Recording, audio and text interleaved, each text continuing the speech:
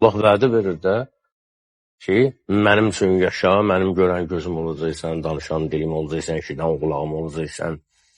O içəridə hansı ruhun görməsi var, eşitməsi var, dad bilməsi var, qoxu bilməsi var, lamisəsi var, ruhun özünün, canın özünün. Bütün onları oyadıram sənin üçün. Artıq cəmaatın eşidə bilmədiyini sən eşidəcəksən. Bunlar hamısı nəfsani istəklərə yox deyə bilməklə əmələ gəlir.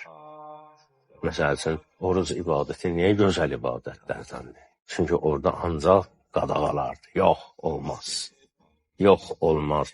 Yəni, elə namaz qıl, xumus ver, nə bilim, zəkat ver, o deyil ha.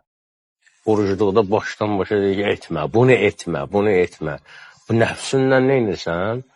Məşq eləyirsən ki, etməni öyrədirsən ona. O bir vəhşi bir varlıqdır əslində. O qədər vəhşi varlıqdır ki,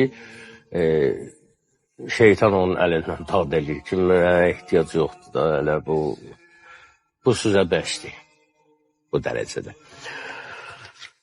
Hətta şeytanı olmasa belə, nəfs səni azdırar da, səni özü şeytan eləyər.